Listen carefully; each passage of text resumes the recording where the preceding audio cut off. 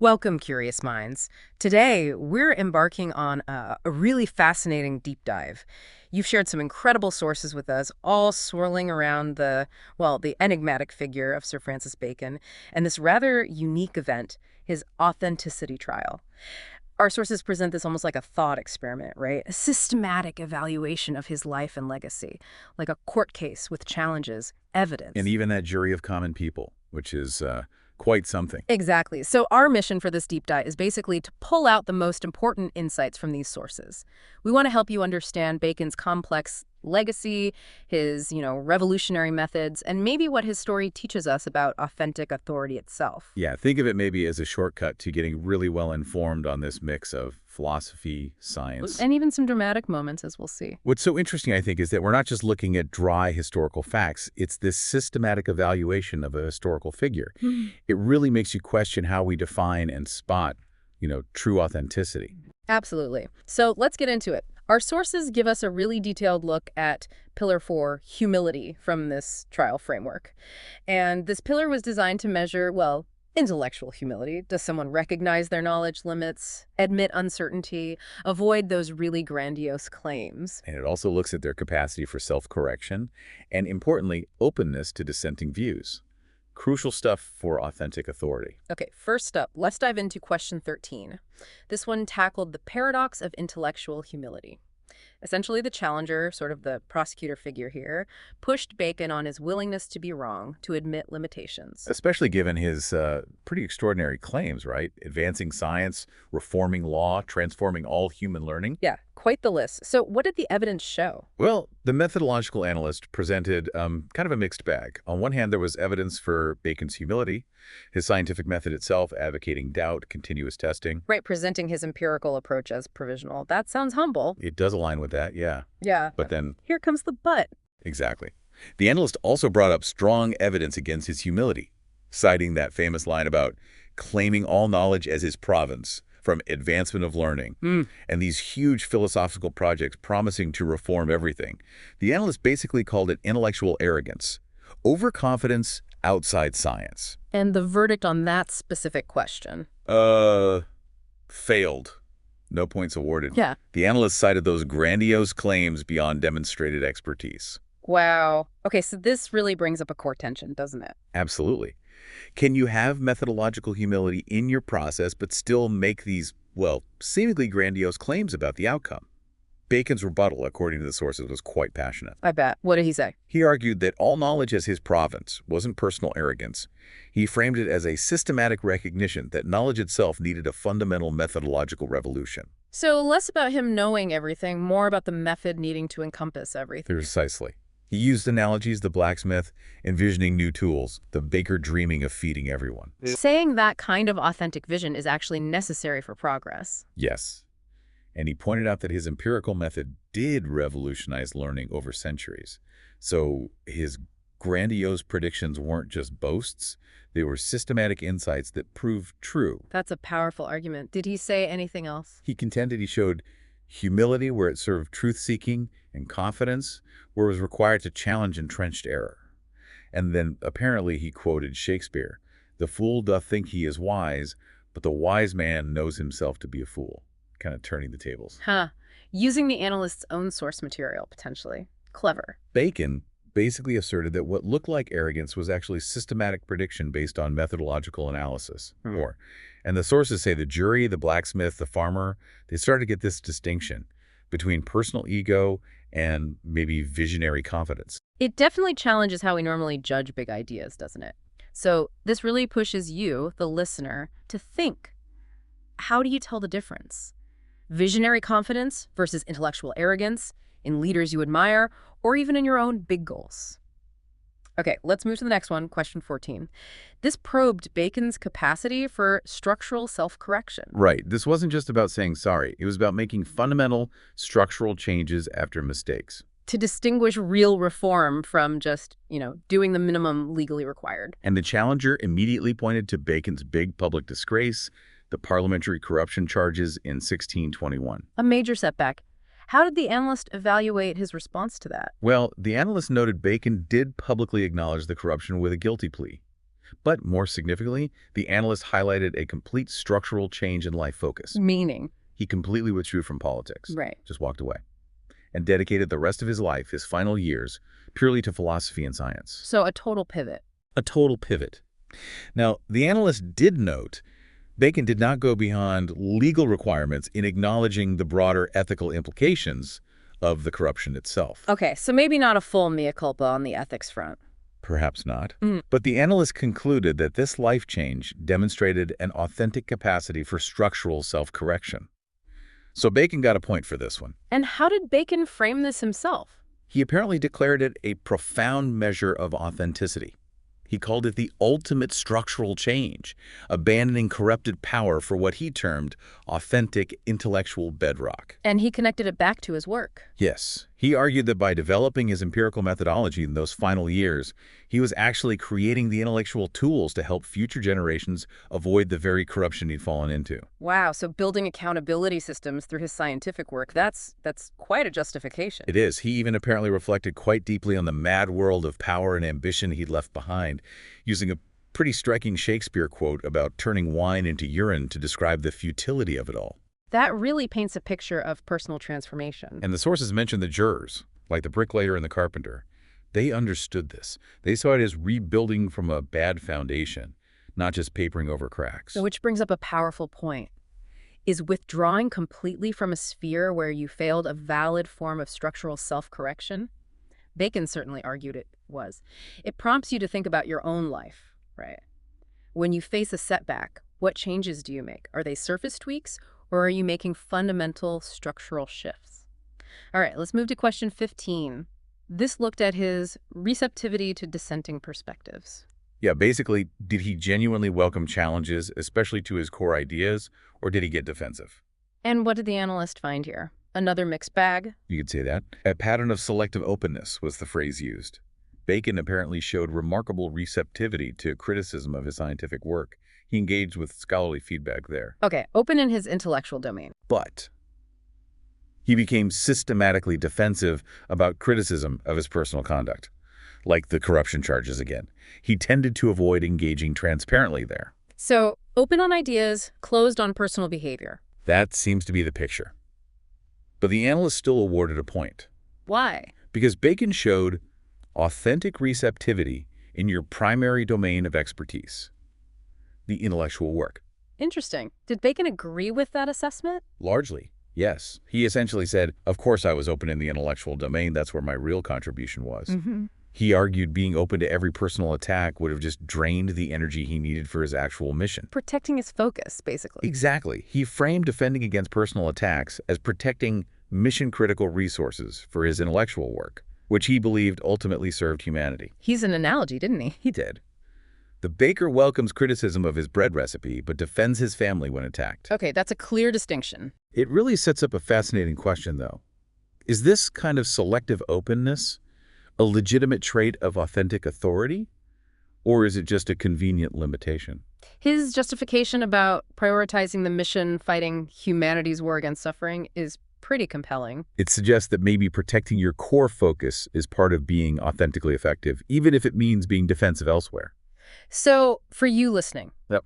How do you handle criticism? Do you have different responses depending on the domain? Where's the line between productive openness and just getting sidetracked by, well, irrelevant attacks? Okay, the final question in this Pillar 4, question 16, sustained improvement and positive change. This looked for a consistent pattern of growth over time. Was he learning and evolving, or just stagnating? And the evidence here? Pretty overwhelming on the intellectual side, according to the analyst.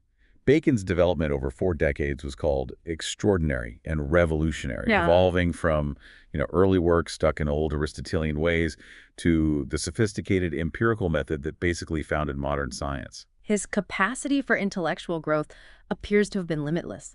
That's a strong statement. It really is. Always a however with Bacon, it seems. It does seem that way.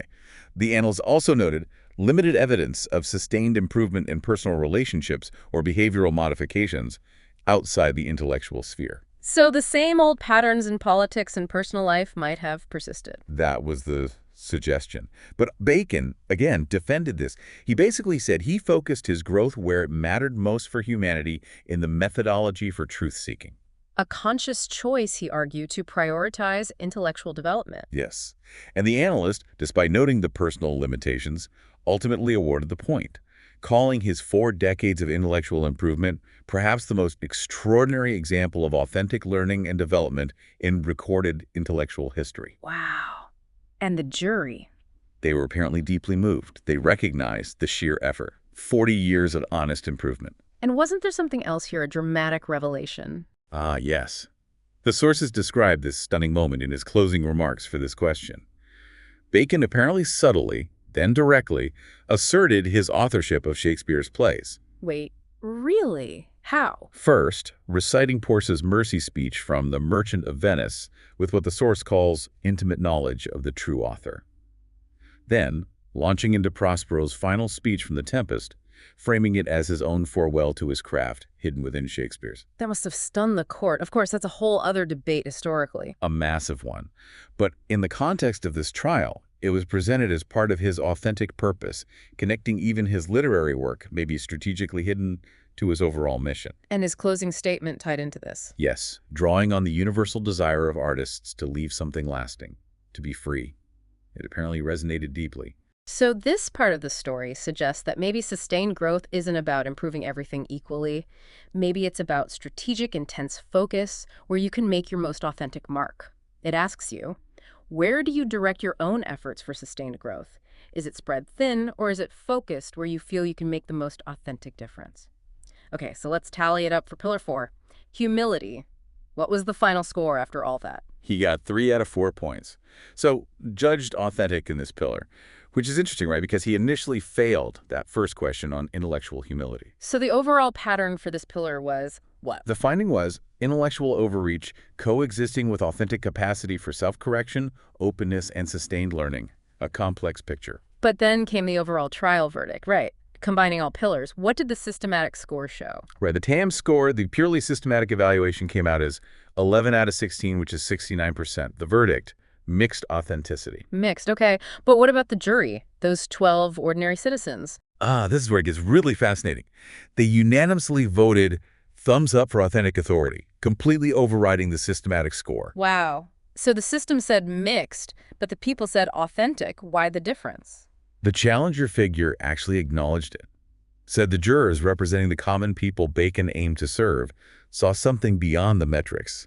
They recognize the passion, the sacrifice, the extraordinary contribution, the authentic purpose that transcends tactical complexity. They saw the man behind the methods. Exactly. The authentic purpose behind the tactical complexity, the genuine service to humanity behind the political maneuvering. So the court's final finding wasn't just the score, was it? No. It was adjusted based on the jury, the final finding. Authentic authority operating through tactical complexity. Meaning? Meaning that mixed authenticity score didn't necessarily mean he lacked authenticity. Instead, it suggested that making a truly transformative contribution, especially in corrupt systems, might require a degree of protective complexity. That sometimes authenticity isn't simple or straightforward, especially for pioneers. Precisely. It implies that real impact might not always fit neatly into assessment boxes. This really challenges you, doesn't it? How do you balance systematic evaluation, the scores, the metrics against your own human intuition, your gut feeling, when you assess authenticity in others or even in yourself? Is there wisdom beyond the numbers? Okay, so with that really provocative trial verdict understood, let's broaden out.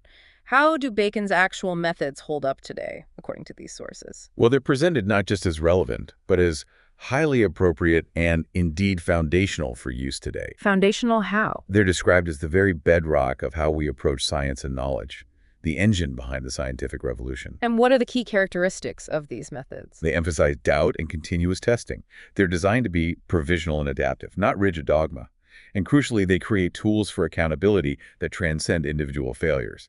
The method itself promotes honesty. And you mentioned his view on criticism. Yeah, seeing it as an opportunity to sharpen the weapons in humanity's war against suffering. Not something to fear, but something to use. That's a powerful reframe. And the sources talk about the practical impact. Definitely. The baker reading science, the blacksmith benefiting from experiments, the carpenter using systematic approaches. The idea is his methods empower everyone. They're described as ladders, pathways, methodologies that outlive their creators. Truly, the inheritance of ages yet to come. Were these methods meant to complement older ways of thinking or replace them? Oh, definitely challenge and replace. Hmm. The sources are clear he aimed to take on the prevailing, implied Greek scholastic methods. He wanted to challenge the entire Aristotelian framework, which he felt was systematically misleading humanity. His empirical method was designed to be revolutionary. So moving away from relying solely on ancient texts and fixed logic. Towards continuous empirical discovery, practicality over dogma, truth-seeking over just repeating old patterns. His methods were intended as not endings, but beginnings. And tying it all together, how did Bacon himself frame his life's work, his ultimate purpose, according to these sources? He articulated it quite simply and powerfully as my way of fighting for the world. His goal was to arm human beings with the tools they need to build a better world, because, as he famously understood, knowledge is power. And his very final remarks in the trial. He framed his entire life's work as answering a kind of mysterious summons from the future, an urge for humanity to build bridges between what is and what could be. A call to action, really. A profound call to action, yes. So the story of Francis Bacon, filtered through this unique trial framework in our sources, it's a really profound look at how authentic authority can operate within immense complexity. It really is. It shows that making those huge, transformative contributions sometimes means navigating flawed systems in ways that aren't always simple or pure. It requires, as the findings said, tactical complexity. Yes, and maybe the biggest takeaway is that while systems and scores give us valuable frameworks, true authenticity at the end of the day might be best recognized by the very people it's meant to serve. That jury saw the authentic purpose shining through the complexity. They saw the service behind the maneuvering. So as you reflect on this deep dive, maybe think about Bacon's enduring challenge, that call from the future. It speaks to anyone who wants to serve something bigger than themselves, anyone brave enough to build those bridges between what is and what could be, anyone who refuses to just accept, that's how it's always been done. What bridges will you build? Thank you for joining us on this deep dive into the legacy of Francis Bacon. If thou survive my well-contented day, when that shall death my bones with dust shall cover, and shall by fortune once more resurvey these poor rude lines of thy deceased lover, compare them with the bettering of the time, and though they be outstripped by every pen, reserve them for my love, not for their rhyme, exceeded by the height of happier men. Oh, then vouchsafe me but this loving thought, had my friend's muse grown with this growing age, a dearer birth than this his love had brought, to much it ranks of better equipage. But since he died, and poets better prove, there's for their style I'll read, his for his love. Oh, then vouchsafe me but this loving thought, had my friend's muse grown with this growing age, a dearer birth than this his love had brought, to much it ranks of better equipage. But since he died, and poets better prove,